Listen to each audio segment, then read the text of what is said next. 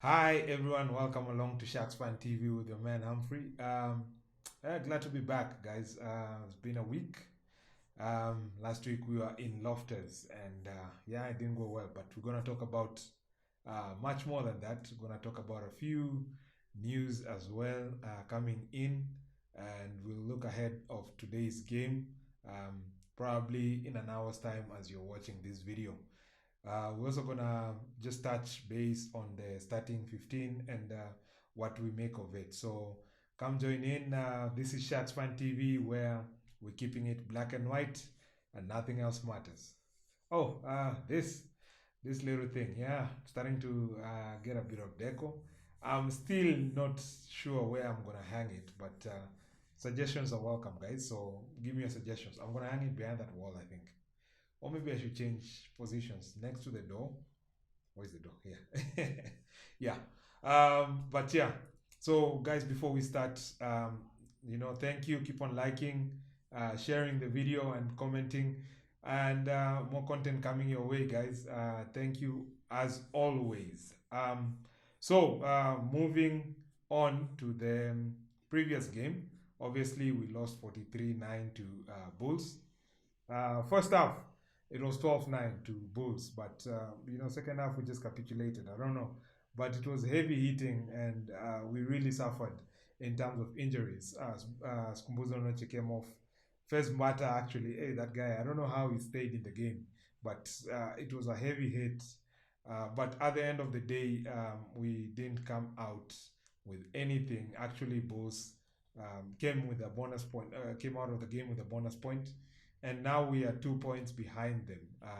Taking a look at the log table, it's just looking at it. Bulls with 13 points, Sharks with 10 points. So we actually three. They have a bonus point. We're actually three behind them. After 3 games, we are playing 6 games. So 3 more games left, which today is the fourth. So we still have a chance to catch them. We still have a chance if they don't get bonus point victories, we get, or if the Lions surprises us, because the Lions haven't won a game so far. If they surprise and they win against the Bulls at Emirates Lions Stadium next, I think it's at 3 o'clock. I'll be watching that game. Be interested to see how they approach that game. But let's focus on the Sharks now.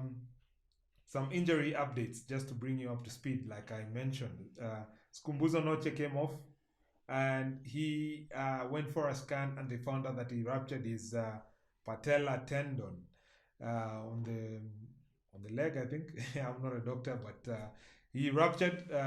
He has a tendon injury, and now he's out for a few months. That's what they're saying. He's at risk also of not being involved in the British and Irish Lions tour, whether for the Sharks 15 or for the Springbok. I'm sure he was gonna make it to the Springbok. He's been a Springbok before, and this one is just a setback. So let's hope he gets back to fitness in time before the tour, before the test matches come in, and they're coming in thick and fast, starting in July. Dylan Richardson as well is recovering from an ankle injury. He hasn't played for us yet. He played in the kickoff series, but is recovering approximately 3 weeks. So I think he'll miss the last 3 games of the group. If we make it to the finals, which will be North versus South, remember on June 19th, he might feature if we make it to the finals. So we're going to see. Bueta Chamberlain as well is under concussion protocol. I think during training that incident happened and he had a concussion, so he's out as well. So those are 3 players so far. Fourth one is actually there are more than four. Emil van Heerden, he has an ankle injury. Hanro Jacobs, he has a neck. Johnny Batmeyer, we haven't seen him so much in this team as well, but he played in the Curry Cup. He has a back injury, and they are still recovering from it. So those are 7 players in total who are out of the squad. The most um, how can I put it? The most player that we will miss is Skumbuzo Noche, but the others as well.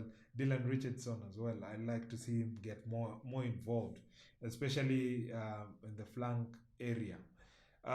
Yeah, so those are the injuries news, and let's just hope that they can recover on time. Most of them won't play in these three remaining Pro 14 Rainbow Cup games, but moving forward, we hope, even if there's an involvement in the British and Irish Lions tour, um, and which we'll speak about it soon. Yeah, so from the last game, just preparing to the um, Stormers game that will play actually in our stadium, the Shark Tank. Um, this one, Sean Everett had a few things or a few uh, war rally cry to just tell the boys, to go again. And it seems a long way away when we won in Newlands our first game, and it just feels like the defeat last week was just too dejecting that we forgot that we're still in the hunt for this title. And so in his rally cry, he just said that people forget that we beat the Stormers team down in Cape Town at their new home venue. Nothing has changed. Our team hasn't changed. We had an off day last week, and we're looking at retaining our unbeaten record at Johnson Kings Park. Those are the quotes from our coach Sean Everett. So he believes that that was just a technical glitch. We didn't down tools. We just had a bad day in the office, and hopefully we pick up from there. So let's hope that that is gonna be just the way it's gonna be a glitch, and also Bulls are gonna experience a glitch. Of course, we're not depending on them, but we're depending also just to get more bonus point games or victories than them, so that we can catch them in the log. Now, going into the starting 15 for Sharks. Actually, let me start with the Stormers starting 15. Um, I don't think they made wholesome changes coming from last game we played, of course. Um, so in the front row, it's Stephen Kishoff, Bongi Monambi. I think did he play last game against Sharks? I think he didn't play. I think Skaran Tubeni actually started before Bongi, but Bongi is back, and Franz Malarbre is the front row. Second row will be JD Schickerling and Marvin Ori, um, Ville Engelbrecht and Peter Step Dutoit at the flanks. Evan Royce is the eighth man. Hasho Yantis is the scrum half, and he gave us a bit of a problem, scoring also a try in our first game with them. Then we have Abner van Renen, who comes in at the what do you call it? Number 10. Edwin van der Merwe, Rikas Pretorius, Ruan Neil, Sergio Peterson, and Daniel Willemse is their fullback. So that is their starting 15 that are going to face us. I think Bongi coming in is going to strengthen that pack. And like last week, we struggled against the Bulls pack in terms of scrimmages. We gave away too much penalties. Those are the points that, they gained from that, having a lot of penalties, collapsing scrums. The racks were not contestable. We didn't even contest a lot of lineouts, and that's a worry to us. I don't know if it's a tactic. Tell me, guys, what do you think that we don't contest lineouts? I've seen it now in 2 games.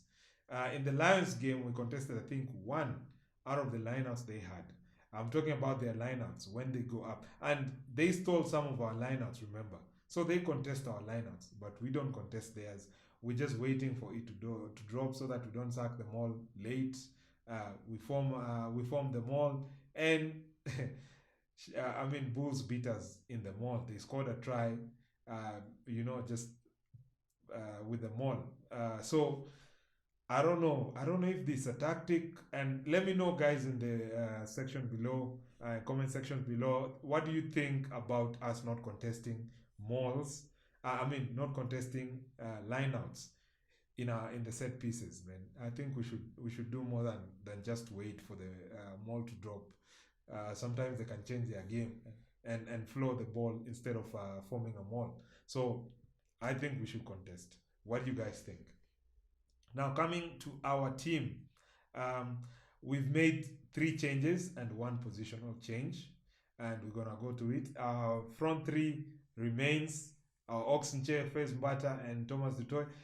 Fez, I think, he's recovered well, and I think moving forward, Kieran Van Vieren, I don't know if his position is threatened now because Fez is playing better. uh, JJ van der Mesht comes in, is partnering Rene Luga in the second row, and Sia Kolisi retains his position, just coming back to form. Last week he played a full 80, and he has to start impacting the game now. He has to step up now and start impacting the Sharks game. Tembalani Boli comes in as well. Um, Temba is a good guy from the bench, but when he starts, he gives his all. I think he's a good ball carrier. This is the thing that now we're gonna see more racks being contested. Maybe we're gonna have more turnovers than others. Not to say anything about the others like Ruben van Heerden, but I think Ruben is a good ball carrier, but Boli gives you more in terms of contest in the racks. Well, Henko Fenta comes in now, drops from he comes from flank.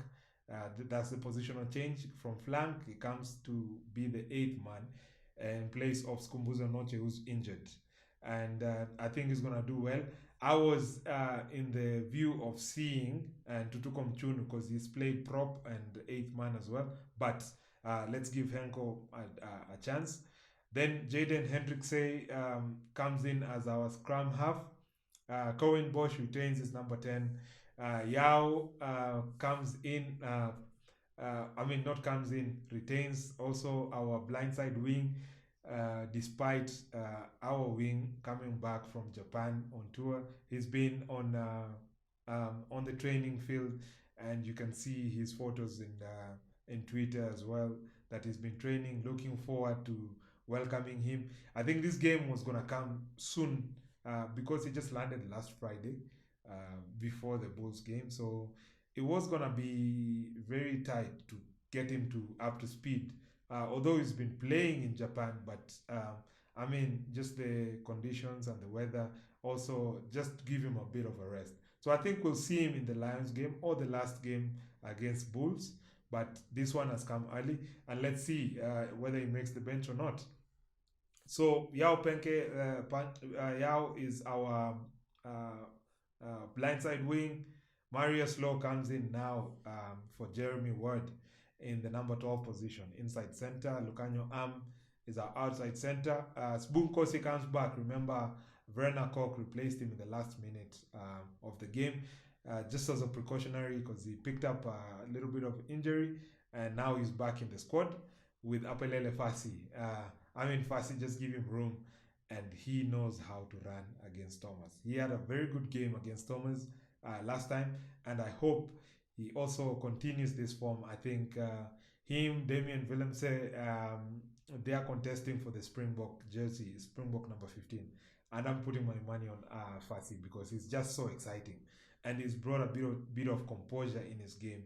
He's not too rash, and he doesn't release the ball when he's tackled to just blindly the way he used to do back in the Currie Cup when he made his debut. So he's managed this game, and also he's still exciting, and people just want to see him run. And if we give him space, him and Spoon Kosi, I think also Yao, I think those guys, if we get the ball to them, they will run at these guys.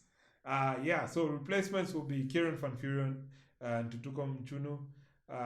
Vehan Herbst, very good replacement prop. Ruben Van Heerden comes from the starting 15 to the bench. Sanele Nohamba, Manny Libok, and Verna Koch, they make the rest of the bench. So let me know what you guys think about the starting 15. Let me know if you are ready for this game, if you're excited, and if you're rooting for the boys. Last week it was very tough, but we move on now this week. Yeah, so a bit of news as well. Like I said, Mapimpi is back. Makazole Mapimpi is back in training. He's been training for about 3 4 days with the guys, and we're gonna see how how he will perform going forward. Maybe he will play the last two games, or he'll come off the bench for one of them at least. And maybe if we make it, and I'm hoping that we make it to the North versus South finals, and he can be able to play, just represent the Sharks, because we really, really missed this guy. After winning the World Cup, he just up and left. He went on loan. Now he's back. Yeah. Another bit of news is last week I just received some bad news when I opened my email, and the Castle Lager British and Irish Lions. It's still going on, it's still going ahead, but with the SA government and with these COVID restrictions, we don't know if they will allow fans. So they are reimbursing me for my tickets that I bought, and I was in such high hopes that I'm gonna go to those games. What they said is they will give first priority to the people who bought tickets. That if the government changes their position on whether to allow fans back into the stadium or not, if they change that they're going to allow fans or certain section of fans, the first buyers will be given priority. It will be the fans who bought. So I'm hoping that the government will allow fans back in the stadium, that and then I can be able to be part of that. It's an experience. 2009, I remember watching it on my telly, and I was like, oh, I wish I was at Loftus when they scored. I think it was what was his name again? Jack Forey. He scored the last minute try at the corner, and I was like, "Ooh, I wish I was there." But let's hope this time the government is going to allow us, and we're going to get a chance to go and see the British and Irish Lions. Remember, it's one, maybe once in a lifetime opportunity. Maybe next time you'll be busy with something else, but and they come after is it 9 years? Last time they were here was 2013. Yeah, so let's hope. Yeah, and then second bit of news also concerning Springbok is they're back in the rugby championship. They will host Argentina here. We'll play two games before we fly to the Oceania countries, playing New Zealand and Australia. So we're glad to be back. Last time we were out just because of COVID restrictions. We were still under lockdown when the rugby championship was happening, and we hadn't played a rugby match. Remember, sports was cancelled by the due to government restrictions, and also just to save livelihoods and lives as well. So it was taken like we were not prepared to go and play, and it wasn't going to be a fair contest because New Zealand and Australia had opened up way long before us, and they had matches arranged even in front of fans. So we were just coming out of lockdown and the rugby championship, so we stepped back, and this time we're back. So we'll play Argentina, and then we'll play Argentina twice here in South Africa, and then when we go to the Oceania countries, we'll play New Zealand and Australia. So that's the arrangement. We're back in this. I'm excited. More chance to see the Springboks, but all in all, let's prepare our Sharks so that when they go to the Springboks, more of them will go. We usually have a fair representation, especially during World Cup season, but Rugby Championship as well. I like to see the likes of Fassi, Corin Bosch get a chance. Of course, the Springbok captain, Sia. But I like to see exciting boys like Henko Fenta, JJ Van der Mesht get chances, like Fez Mbata get chances. Yao also as well. Is supposed. I like to see him, and Mapimpi as well coming back, and Spoon Kosi. I like to see the likes of them get chances, and people like Marius Low or Jeremy Ward really, really fight to get a chance as well. So that's about it. And I hope you enjoy the game today. I'm looking forward to the game. I'm really looking to get more points in this rugby Rainbow Cup. Get the Bulls. Let them not steer so far ahead. I hope Lions can do a job for us as well. But yeah, Lions. I mean, what am I saying? Lions. Sharks versus Thomas coming up in a few, and I hope you enjoy the game. But keep it black and white.